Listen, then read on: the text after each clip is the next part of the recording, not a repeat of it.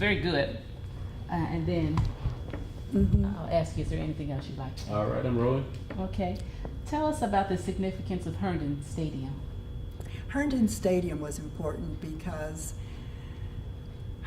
it was December the 11th of 1960, and the students had resumed the picketing when it was clear that the merchants who had asked for a cooling off period between October and November, October 23rd to November 25th, really didn't do any negotiation. We had returned to the picketing, but it was felt that we needed a broader demonstration of community support. And so the march was held from the southwest and northeast of Atlanta for the community to march to the Capitol and back to Herndon Stadium for a town hall meeting in Rivia Rallying Point. And I remember Lonnie and I were standing on a hill watching the people walking, and it was raining. It was a terrible day, walking, and I remember seeing a man, more than one, in a wheelchair being pushed as he followed the march onto Herndon Stadium. But it just so happened Malcolm X was in town that day. He had come to Atlanta, I guess, 2 or 3 times. There was a group of black Muslims at Morehouse College. There was a professor there, Lonnie Cross, who led that movement. And he came up to Lonnie and I as we were standing watching the crowd, and he said to us, Lonnie and Herschel, how did you do it? How did you get all of those people to support what you're doing? And it struck me because I had heard Malcolm and knew about, I'd heard him preach, and I had known about the attitudes about him in the larger community. Of course, as a black Muslim, and of course then we were accused of being communists. I mean, the white community just couldn't understand why we were acting the way we were unless we had been influenced by outside sources, nefarious outside sources. Let me just comment too on a couple of the encounters with whites. I remember after the first demonstrations, there was some contact with some students from Agnes Scott, the other all women's college, all white of course. And you know, at that time, blacks and whites couldn't socialize. And so you could meet them, but if there was ever any food exchanged or drinks, that was considered a social occasion, which I thought was foolish. But I remember a white student coming to me, I guess they came on Spelman's campus, and she was saying that, you know, the only African Americans she had known were the nannies that had worked in her house. And she remembers so vividly whenever this maid would eat off of a plate, her mother refused to wash it. She would just break it. And I was astounded. I mean, that really, really shocked me. Another time, when we were demonstrating, sitting in, a white woman came up to me and she said, darling, some of us really support what you're doing. You know, keep it up. There's some who really support you. And I think it's important to point out, too, that later there were students from Emory who came and demonstrated and picketed with us. So towards the end, and of course with SNCC and the activities of voter registration, of course, later whites, of course, became involved. But those were some very memorable occasions. Thank you. Anything else that we missed, or you want to?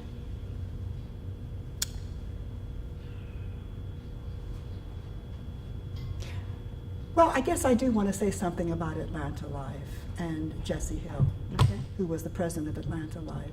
Jesse Hill was the one who, on March 6th of 1960, because we hadn't even talked about the negotiations, there were negotiations between the merchants and initiated by some of the old guard Republicans in the African American community who had been the traditional leaders of the community.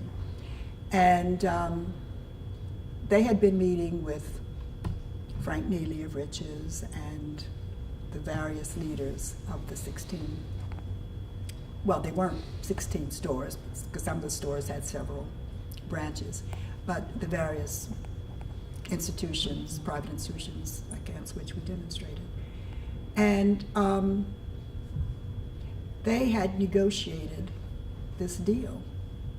And Jesse Hill called Lonnie and said, look, I want you and Herschel to come to this meeting and see what's going on. And I have to read the preamble to this. They released Ivan Allen, excuse me, who was at the Chamber of Commerce. He was the chair of these negotiations.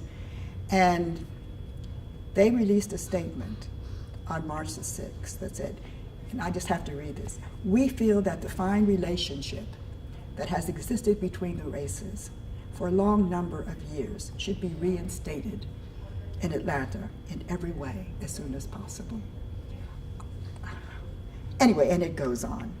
But the deal that they had initiated said that they would not have the desegregation of public accommodations until September. They weren't willing to let us have that victory while we were still, because many of the students who participated were seniors or juniors. They did not want us to have that victory in the spring. And so in fact, the final desegregation did not occur until September 27th, and at which time it was desegregation of all public accommodations. But I think it was important to note that the whites were trying ways to get around the students. When we saw this, I mean, there was a huge outpouring of disgust on the part of so many people in the African American community, not just students, but some of the adults. And I remember Lonnie and I were accused of selling out. And we said we would resign because we felt badly. Anyway, as it turned out, the negotiations continued, and there were ways that this was passed over, and of course, people asked that Lonnie and I stay. But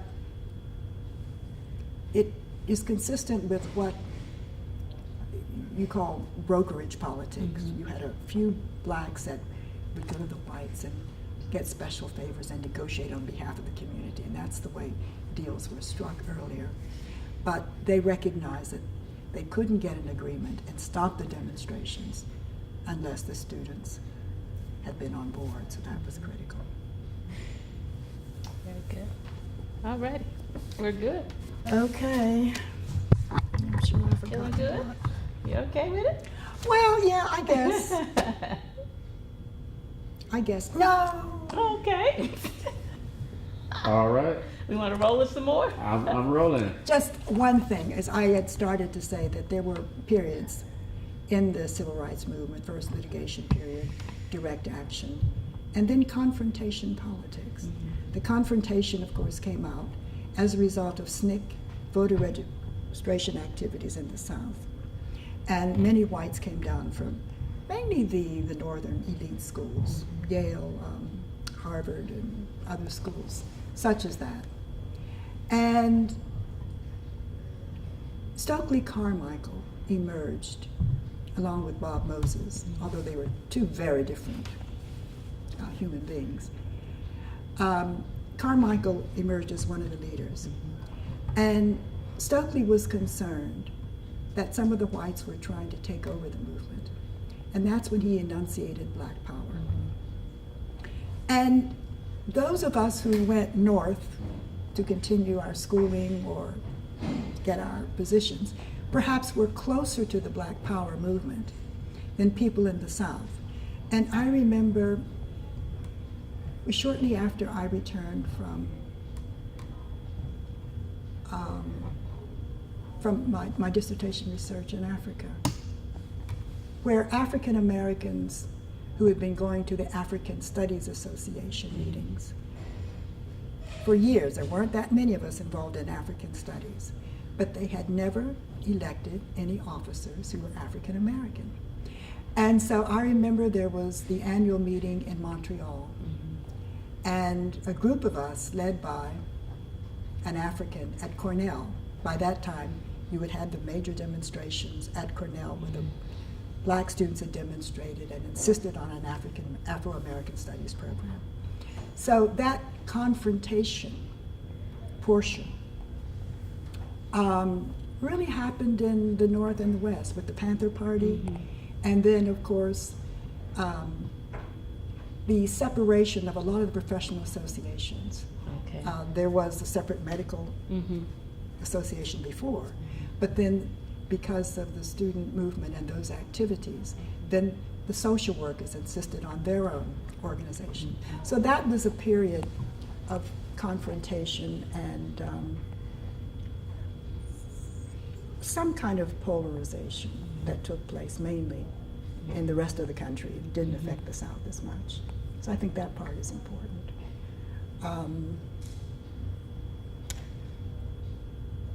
It's only today now that some of those African studies, ethnic studies programs have since eroded. So they lasted for a long time and had a great influence on what was considered the ethnocentricity of the social sciences here in the United States. Excellent. Let me ask you a question. The students here in Atlanta, how do you feel about the overall historical record of what you all did compared to other places? You know, what was interesting as I came back and I've looked at this is that after the first demonstrations on February 1st at North Carolina State, 40 cities from 11 states had their demonstrations in private sector institutions before Atlanta. And so coming back and hearing Atlantans feel so proud of what we did, and I think we had a reason to, there were many, many other states that started these demonstrations before us. I think about what happened in Nashville. And Diane Nash and her husband were leaders, and of course they participated in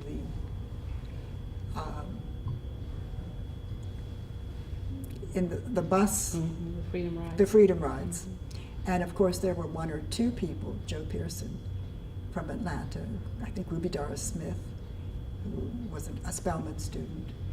Her sister was at Morris Brown and was very active. She was president of the student body, was very active, particularly in the spring of 1960. So I think that the Atlanta movement was important.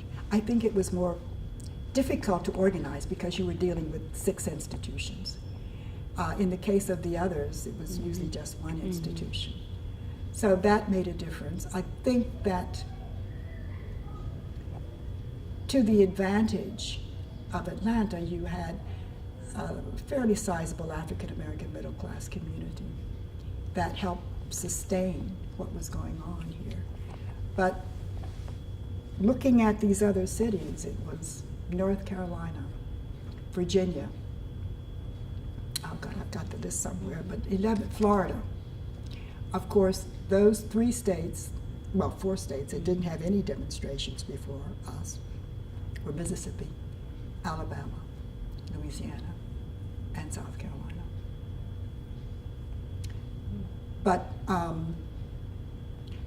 Atlanta, I think, gets prominence also because of SNCC headquarters and that aspect of the voter rights campaign. It was obviously much more broad, but included students from other parts of the South who had been demonstrating. You mentioned Stokely Carmichael. I used to manage the Shrine of the Black Madonna bookstore. All right. And one of the first speakers I had was him. And to this day, he is the only speaker who got a standing ovation before he even opened his mouth. Oh, he was so charismatic. I just announced, and people stood, and I had no idea of the depth. The place was packed. Yes. And I said, okay, who is this for real, y'all? I saw people from all generations there. You know, I just knew enough of him. Gracious as he could be. Oh, yes. Gracious, a Well, I have to charmer. tell you some more. He was a charmer. He Some more. certainly was. Stokely is the person who reportedly said the only role for a woman in the movement is prone. You know, I worked in Guinea, in West Africa, from 2002 to 2004. No, qu'est-ce que je dis? 2004 to 2006. And Stokely Carmichael is buried there, as you know. And one of the things that I never understood about Stokely, he was living there at the time that the president, Sékou Touré, was involved in massive arrests, torture, and killing of people who just opposed him.